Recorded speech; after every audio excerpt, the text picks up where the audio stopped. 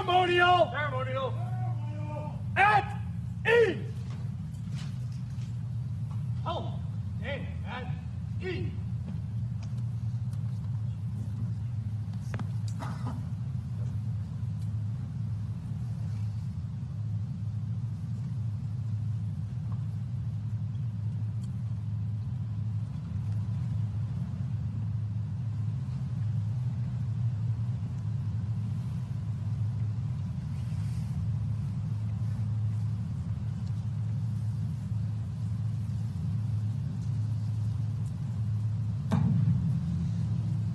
The President of the United States has arrived and is being greeted by the hosts for today's observance, the Honorable Dennis McDonough, Secretary of Veterans Affairs, Ms. Karen Durham Aguilera, Executive Director, Army National Military Cemeteries, and the Office of Army Cemeteries, Major General Trevin J. Bradenkamp, Commanding General, Joint Task Force, National Capital Region, and the United States Military District of Washington, and Mr. Dwayne Sarmiento, Commander-in-Chief, Veterans of Foreign Wars of the United States.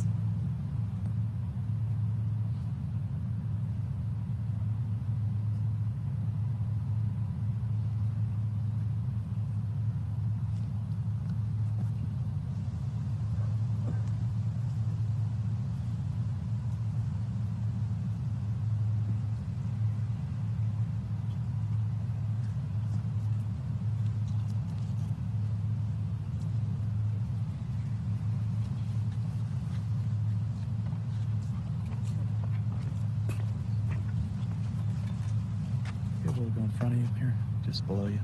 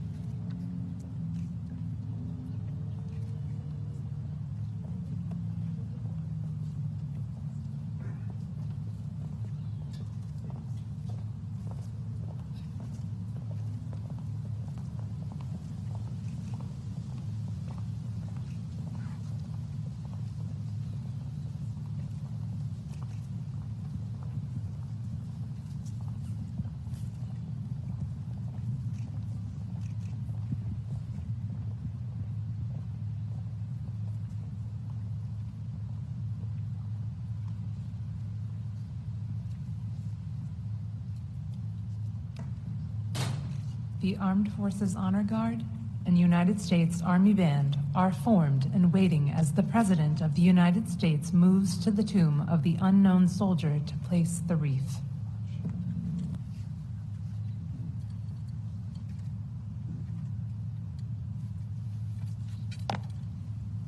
Honor guard. Hold. Attention. Hold. Right shoulder. Oh.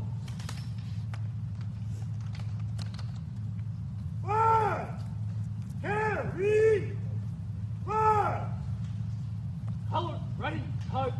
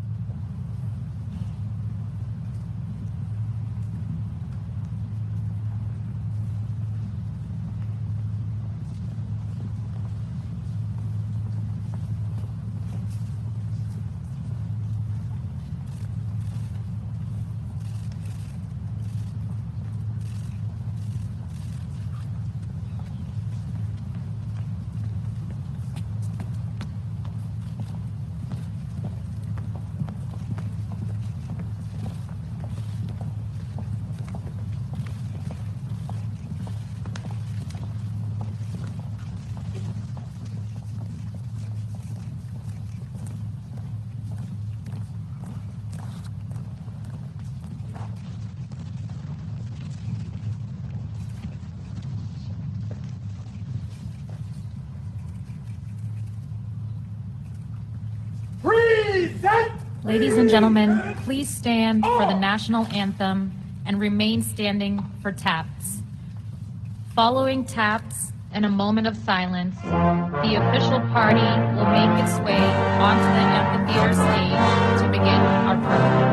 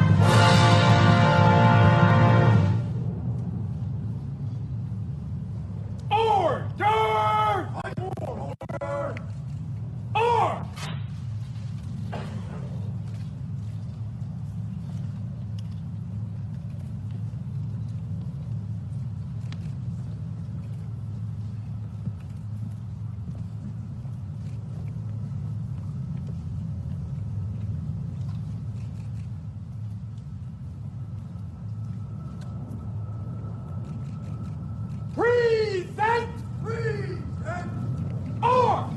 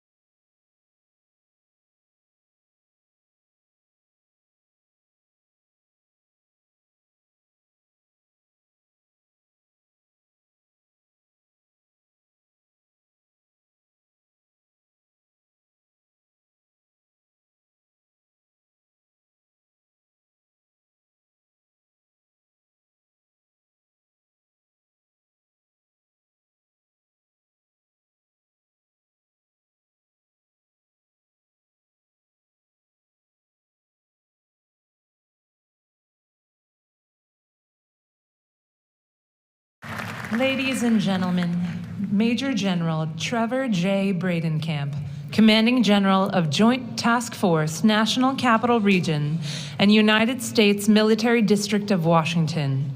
Ms. Karen Durham Aguilera, Executive Director, Army National Military Cemeteries and the Office of Army Cemeteries.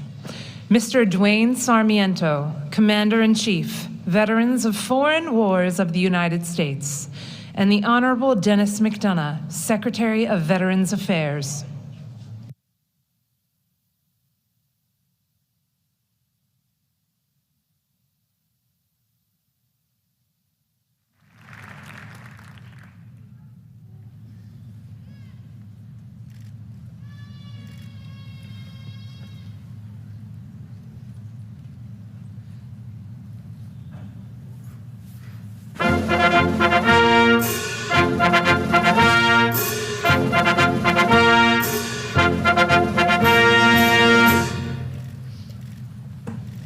Ladies and gentlemen, the President of the United States.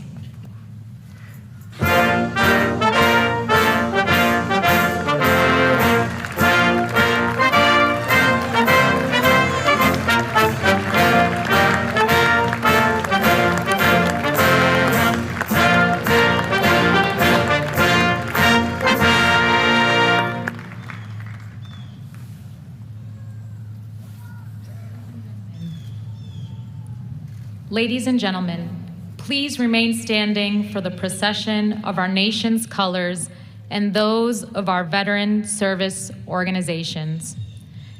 As we march on the colors, the United States Air Force Band will play the national emblem march. Please place your hand over your heart or render a hand salute.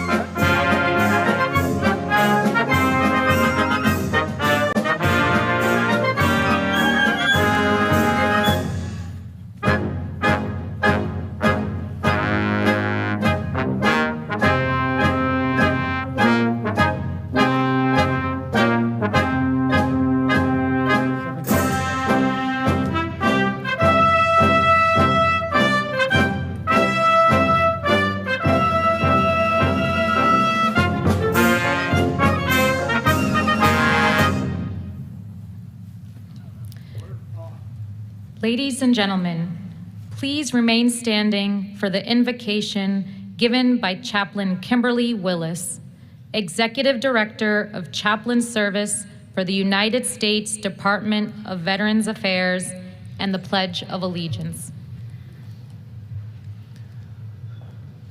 Good morning. If you will please join me in prayer in a manner commensurate with your tradition.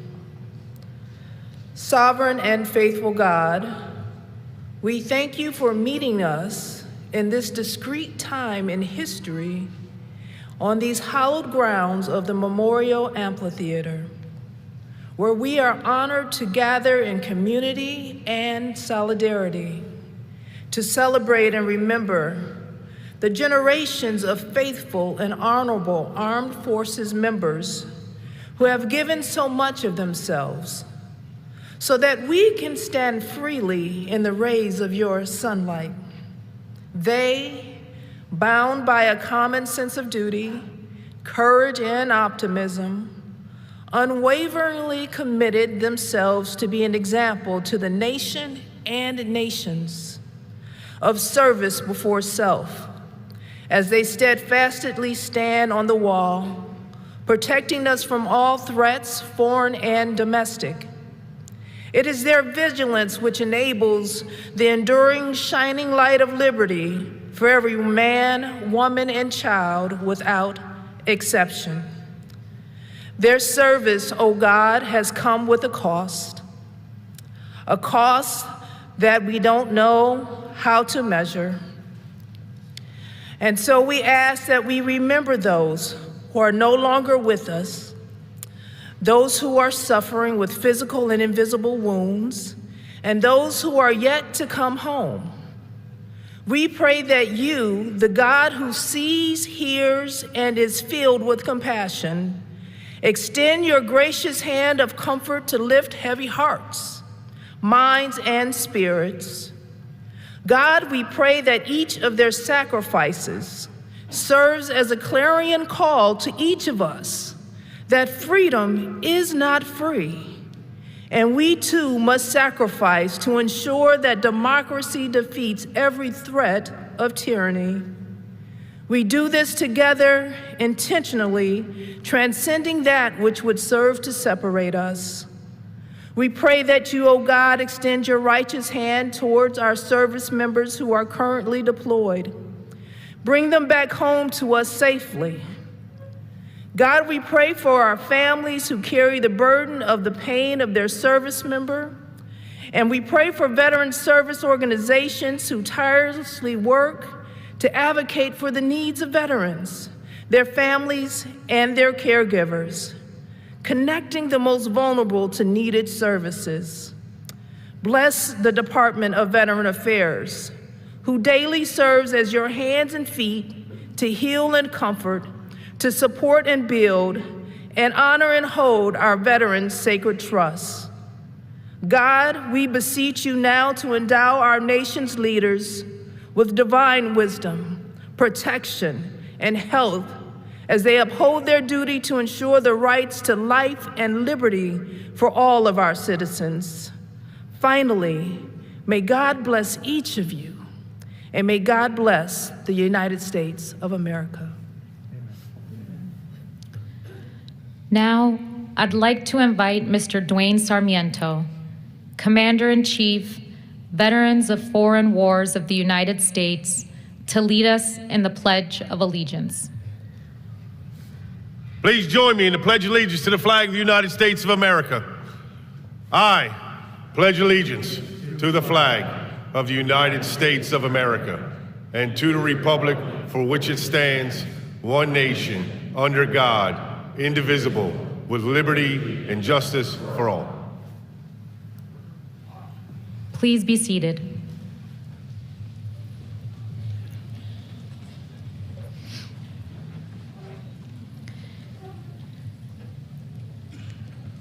It is now my distinct privilege to introduce the members of the Veterans Day National Committee. The committee was formed by presidential order in 1954 to plan this, annual observance in honor of America's veterans and to support Veterans Day observances throughout the nation. Please hold your applause until I've introduced each special guest. If you're able, please stand when your name is called. Mr. Duane Sarmiento, Commander-in-Chief, Veterans of Foreign Wars of the United States. Mr. John Hanzik, National President, Fleet Reserve Association. Mr. William Clark, National Commander, AMVETS.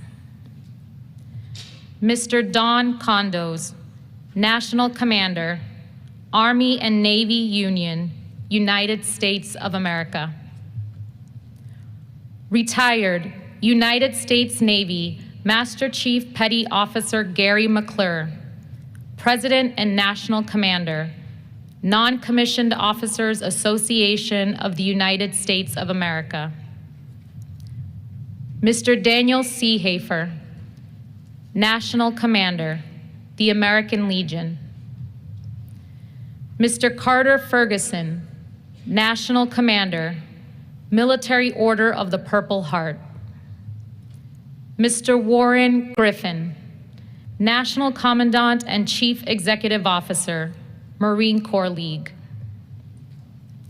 Retired United States Army Chaplain, Brigadier General Robert Pliskowski, National President, Military Chaplains Association of the United States of America. Mr. Robert Thomas, National President and Chairman of the Board, Paralyzed Veterans of America. Sergeant Major Justin LaHue, National Commander, Legion of Valor of the United States of America. Retired United States Army, Brigadier General Victor Perez, Commander-in-Chief, Military Order of the World Wars. Retired United States Navy, Chief Petty Officer Deborah Olshig, National President, the Retired Enlisted Association. Retired United States Army, Master Sergeant Leroy Petrie, past President, Congressional Medal of Honor Society of the United States of America.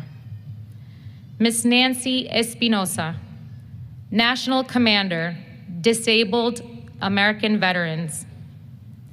Retired United States Air Force, Lieutenant General Brian Kelly, President and Chief Executive Officer, Military Officers Association of America.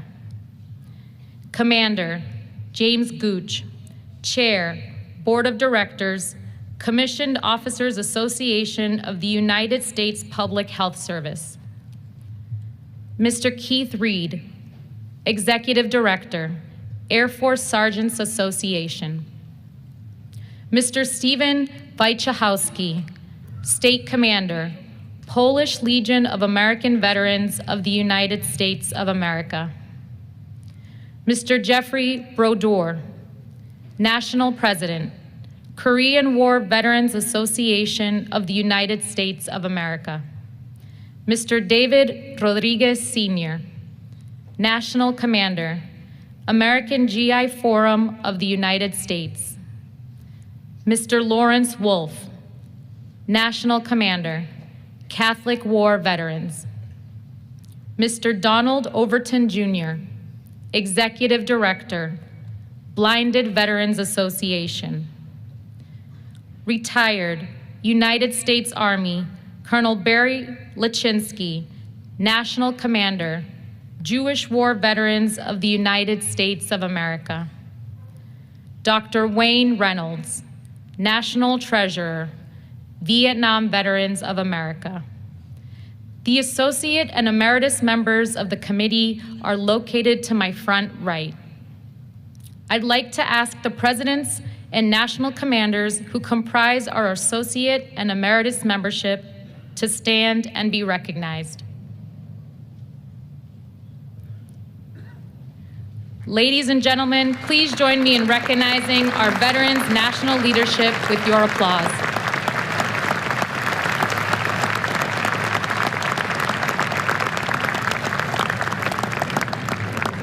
It is now my pleasure to introduce the Executive Director, Army National Military Cemeteries and the Office of Army Cemeteries, Ms. Karen Durham Aguilera.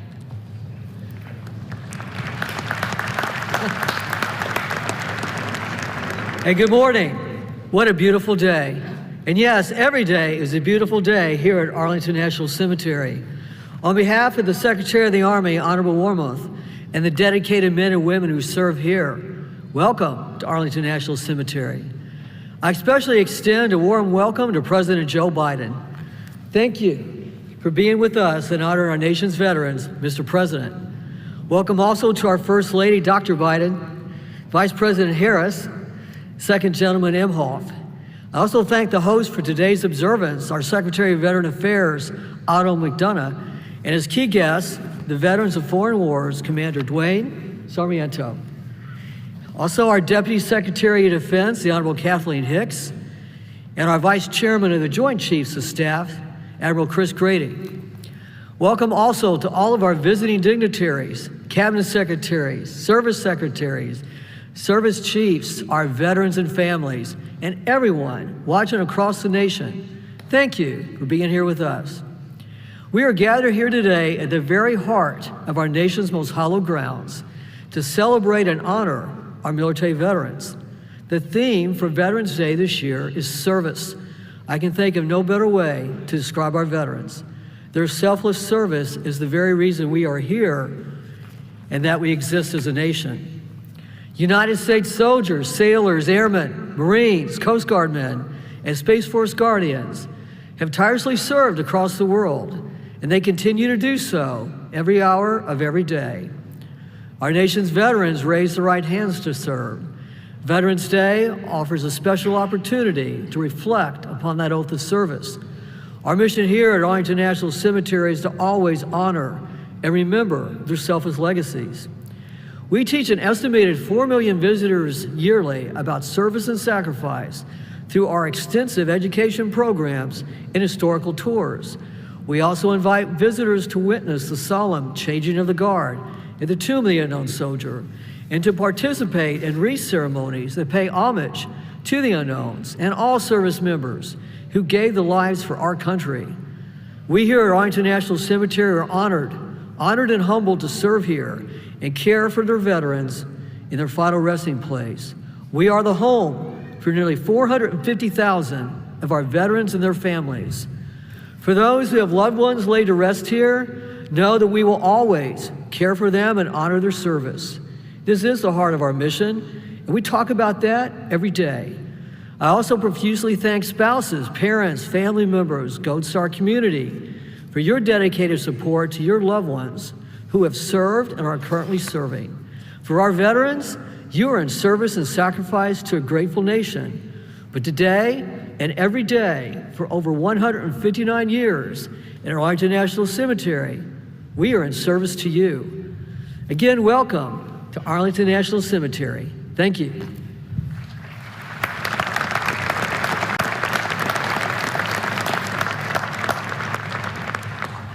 I would now like to introduce our Veterans Service Organization host for 2023, the Veterans of Foreign Wars of the United States, the VFW.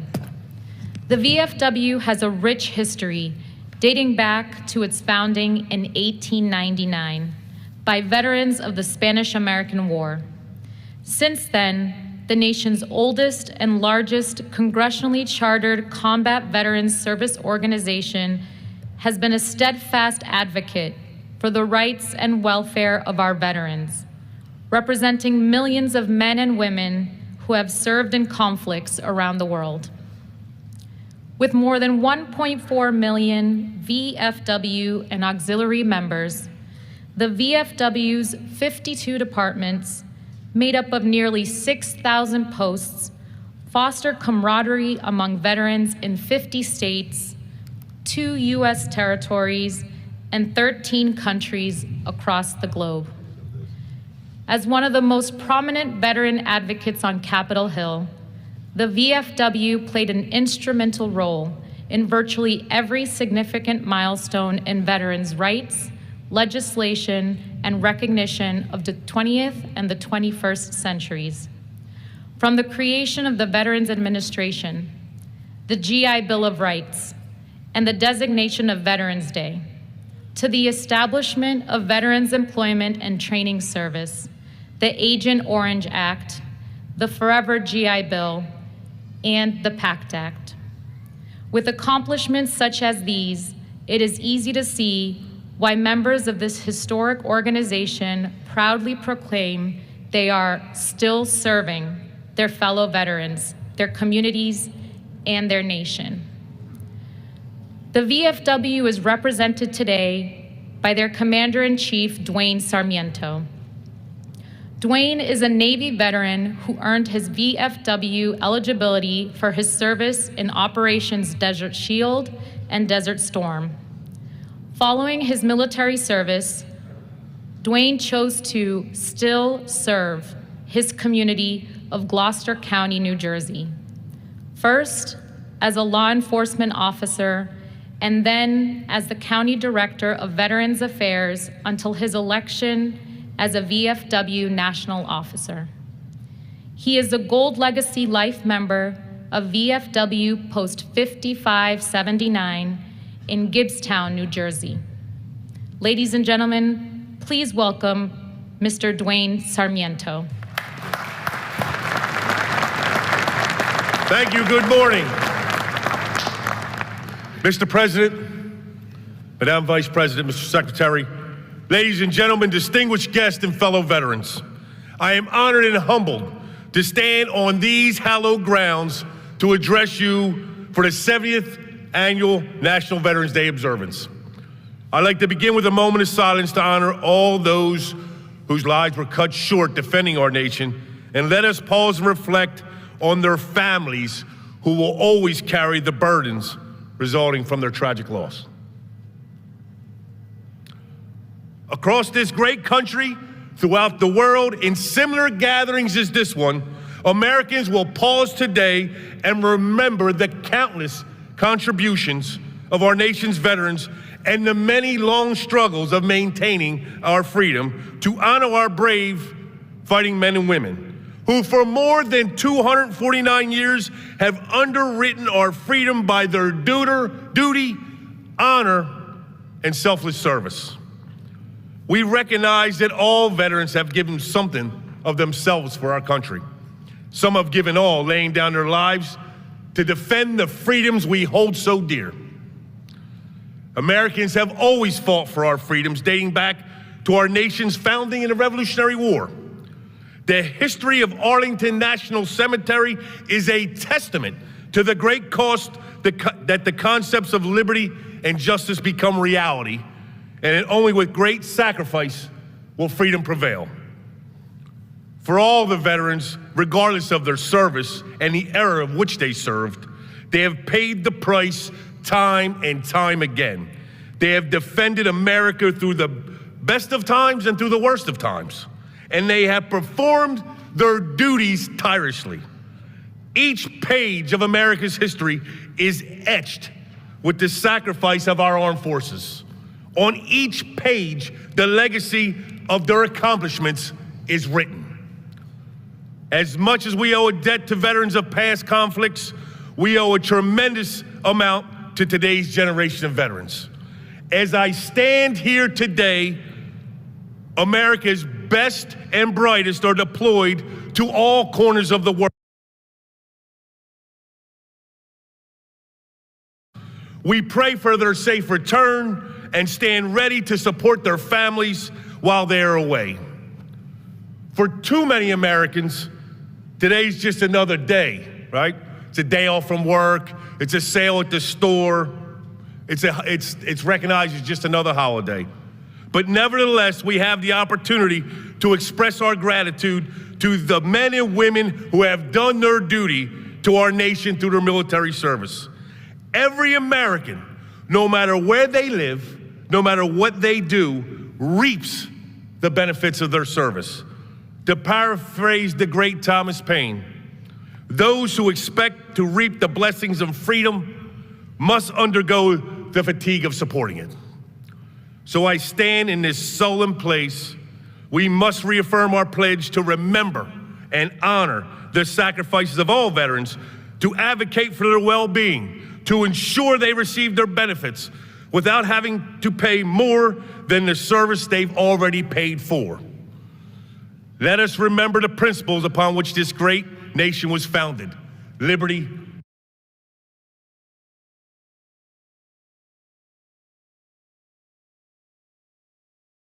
deals, just as our veterans have done with their unwavering dedication. And always remember, the price of freedom isn't free. You know, I look in the audience to the young people out there. Some of you are going to raise your hand and join the tens of thousands every year and wear our nation's uniform. You'll defend our way of life, and you'll defend the freedoms that we so cherish. Thank you for allowing me to speak to you and share this special day with you. From the bottom of my heart, thank you for showing the support to our heroes, past and present. It is now a privilege to welcome the Secretary of Veterans Affairs, the Honorable Dennis McDonough.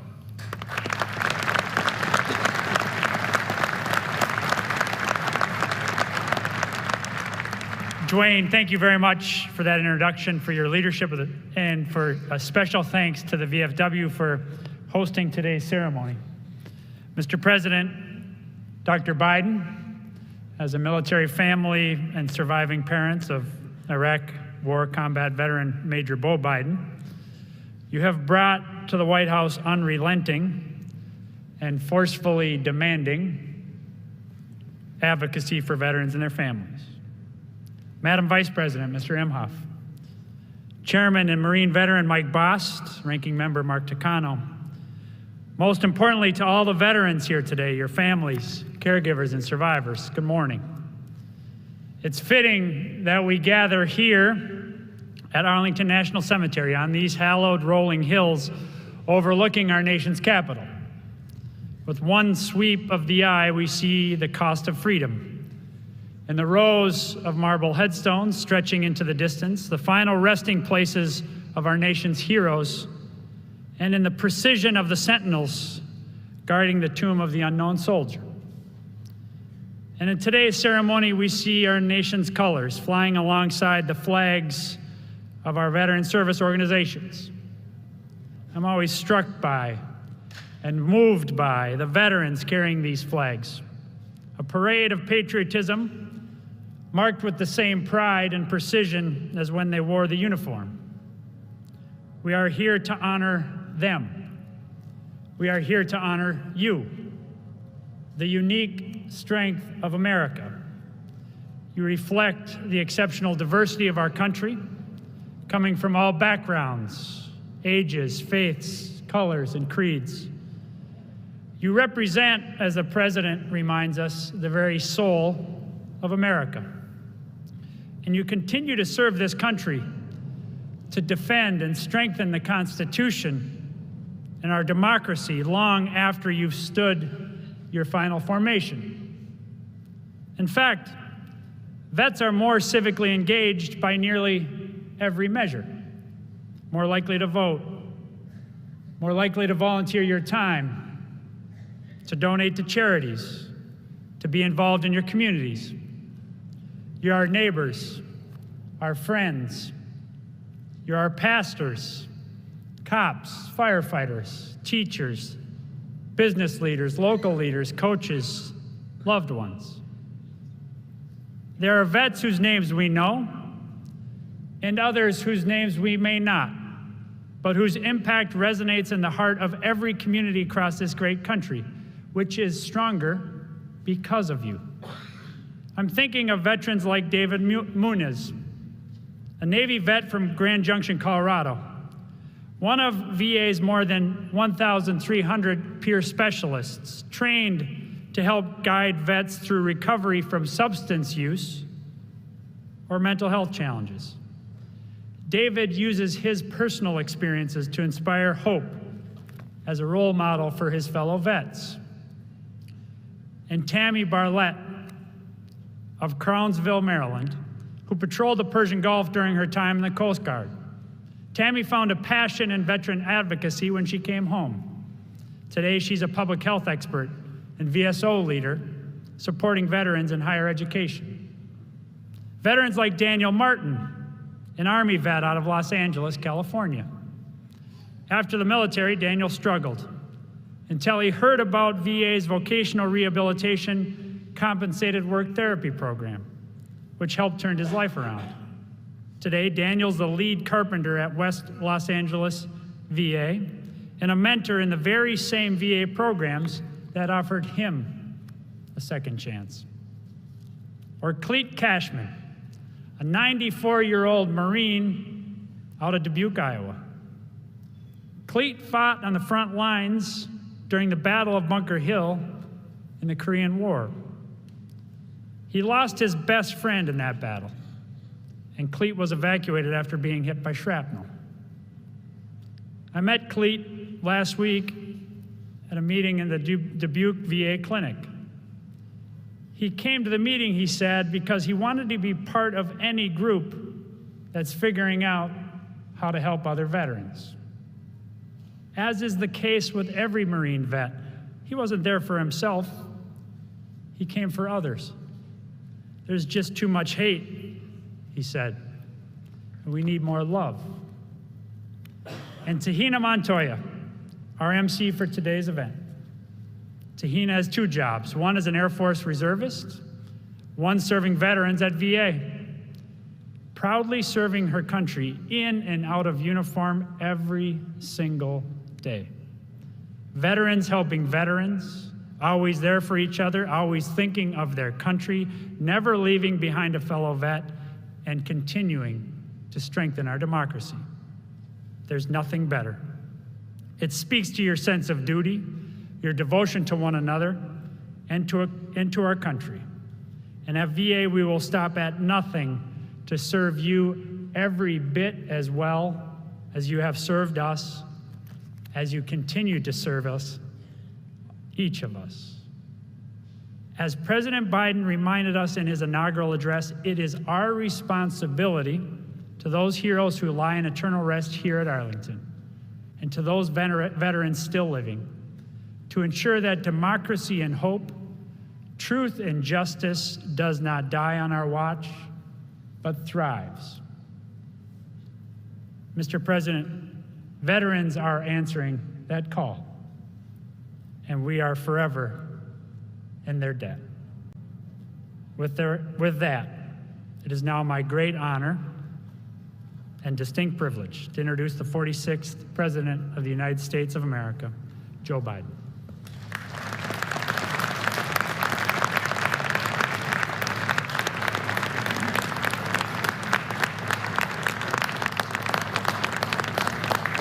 Thank you. Thank you, thank you, thank you. My fellow Americans, on this day, 105 years ago, the Great War ended. As news of peace reached the front lines of France, a young American soldier sent a letter home to his parents in Missouri. And I'll quote it. He said, "If only you all could see," he wrote. "Fighting stopped, lanterns shine in every window and door," end of quote. For those who had fought in this war, unlike any war the world had ever seen before, it was a symbol, a reminder that as long as those who stand for freedom, light will always triumph over darkness. My fellow Americans, Jill, Vice President Harris, Second Gentleman Emhoff, Secretary McDonough, Secretary Buttigieg is here, Secretary Mayorkas, Acting Secretary Sue, Director Haynes, Deputy Secretary Hicks, Vice Chairman Grady, and most importantly, our veterans and service members, and equally as important, their families. We come together today to once again honor the generations of Americans who stood on the front lines of freedom, to once again bear witness to the great deeds of a noble few who risked everything, to give us a better future. Those who have always kept the light of liberty shining bright across the world. Our veterans. That's not hyperbole. Our veterans.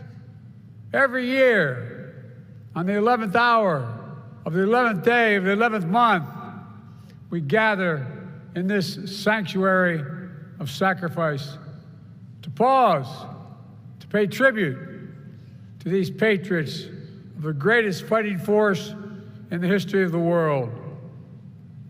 As Commander-in-Chief, I have no higher honor.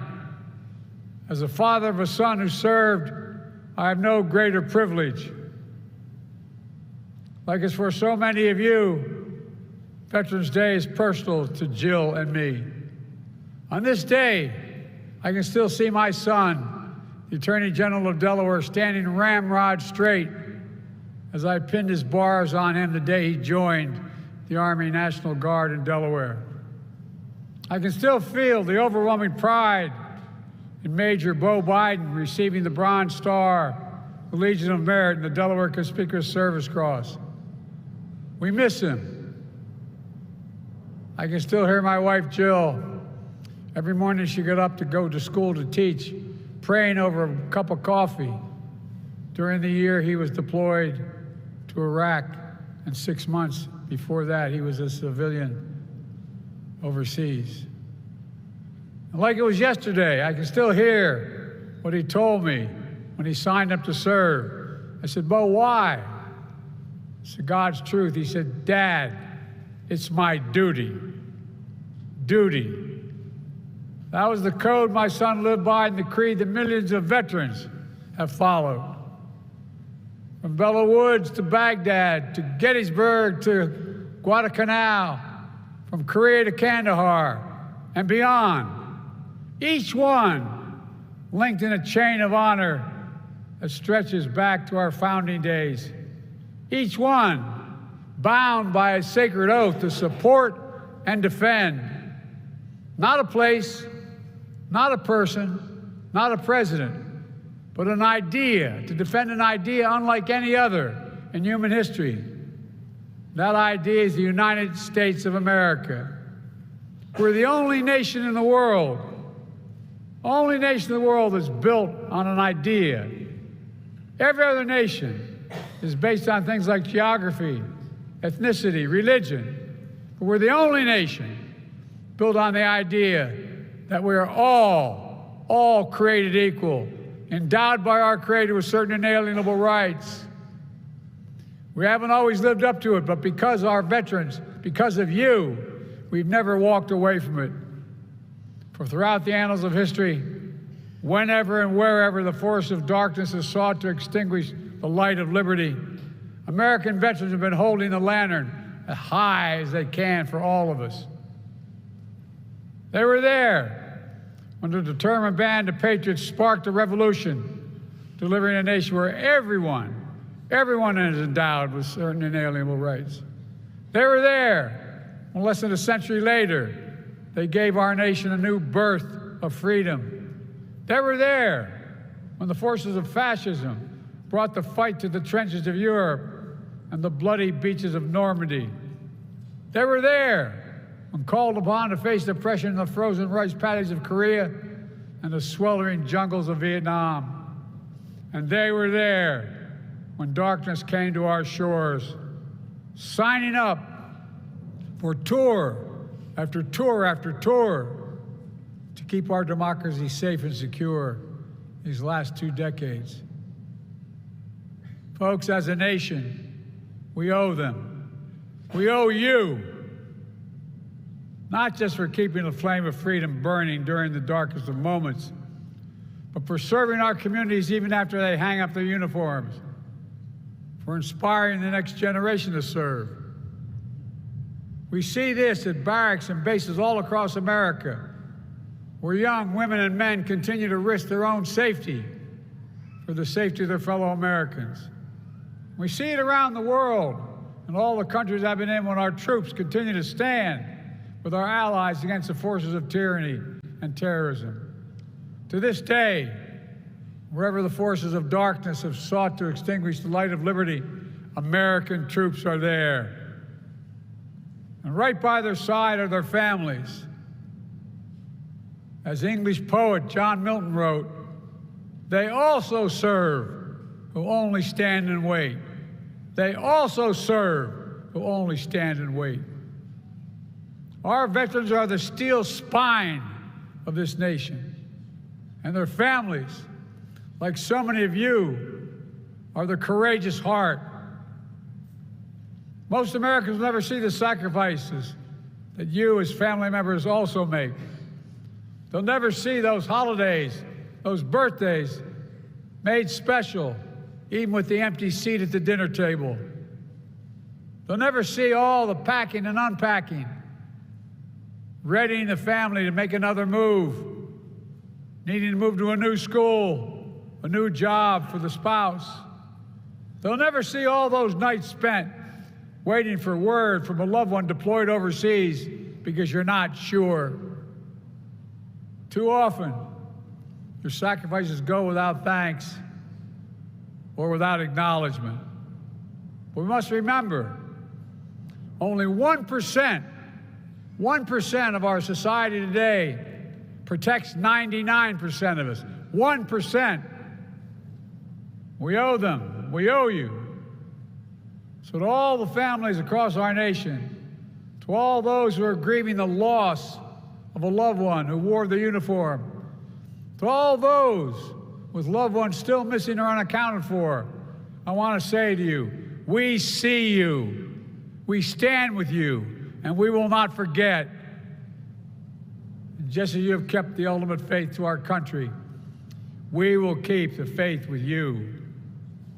As a nation, I've said many times, we have many obligations, but we only have one truly sacred obligation: to prepare those we send into harm's way and to care for them and their families when they return home.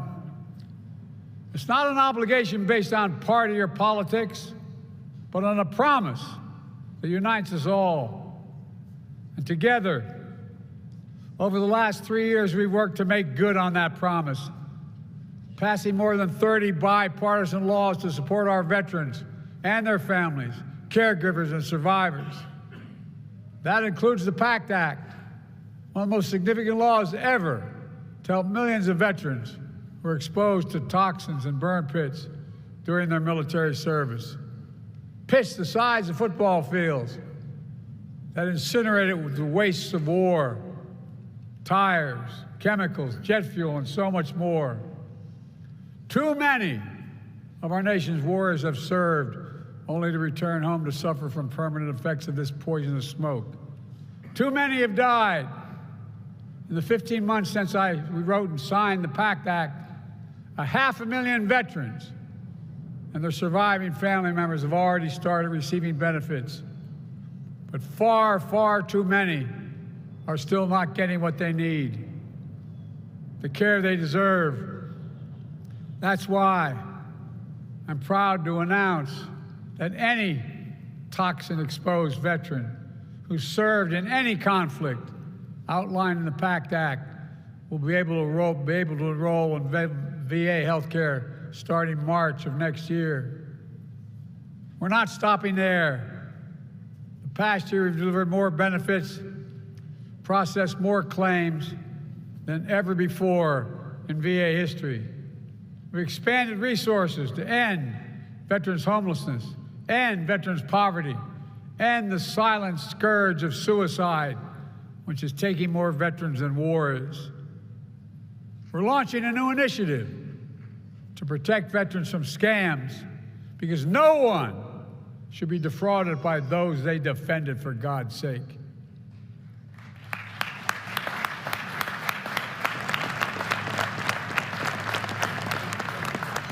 Through Jill's work and others in joining forces, we've also announced the most comprehensive set of actions in our nation's history to strengthen economic opportunity for military and veteran spouses, caregivers, and survivors.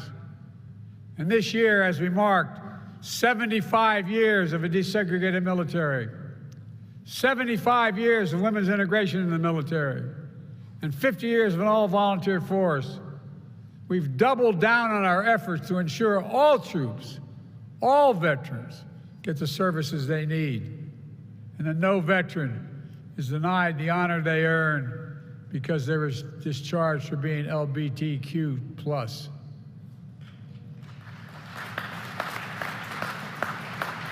It matters. It matters to the vet from the state of Delaware, who after years of being homeless, after years of living in a tent made of his own uniforms, finally got a roof over his head. It matters to the vet in Arkansas, who after answering duty's call on 9/11, after dealing with debilitating post-traumatic stress for years, finally is able to receive tailored mental health care that has changed his life.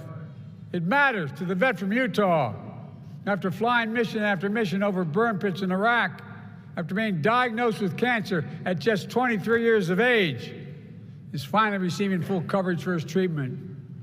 It matters.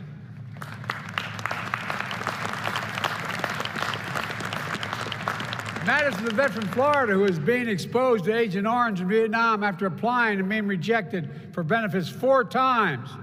Finally, as he wrote to me in a letter, quote, is able to get by a little easier now. Today, we gather not only to honor these stories, but the story of all veterans. For it's a story of our nation at its best, a nation that stands as one to forge a better future for all, a nation that faces down fear generation after generation, a nation that meets darkness with light again and again and again. No matter how high the cost, no matter how heavy the burden. Ladies and gentlemen, for nearly 250 years, the sacrifice of many of you sitting in front of me and behind me, and those who served, have kept our country free and our democracy strong. As that young soldier wrote more than a century ago after World War I ended, if you only could see, lanterns shine in every window and door. Today, we not only see that light of liberty, we live by it. And just like our forebears, it's on all of us together, to ask ourselves, what can we do? What must we do to keep that light burning? To keep it shining in every window and door for generations to come? I know we can. I know we will. Because as our veterans know best, we are the United States of America. And there's nothing beyond our capacity.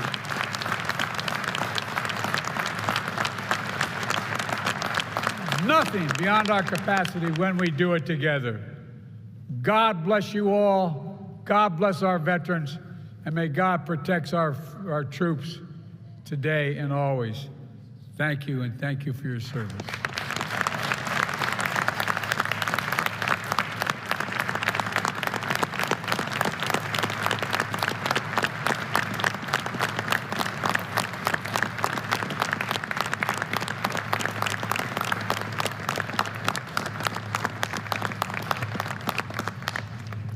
Ladies and gentlemen, please stand and join the United States Air Force Band and singing sergeants in singing God Bless America.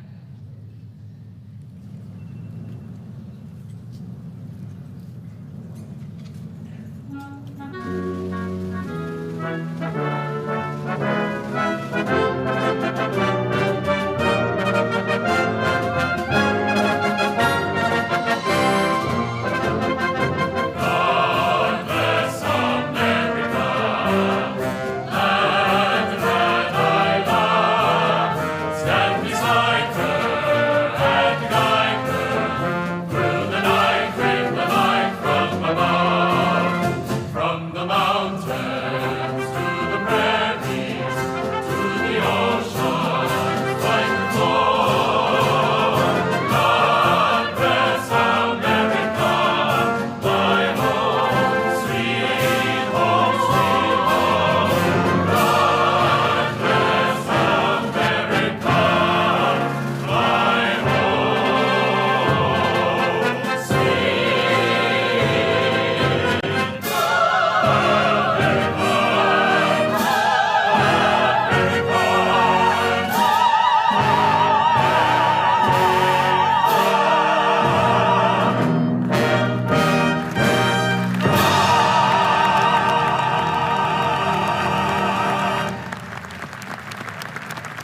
Ladies and gentlemen, please remain standing as we retire the colors. Please place your hand over your heart or render a hand salute. Retire the colors.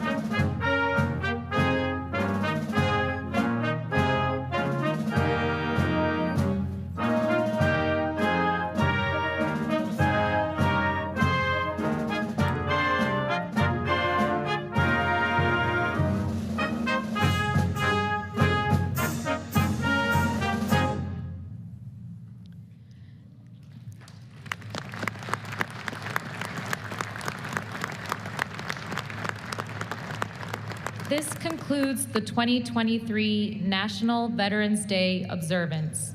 Please be seated for the departure of the President of the United States and the official party. Thank you for joining us today to celebrate and honor all who served.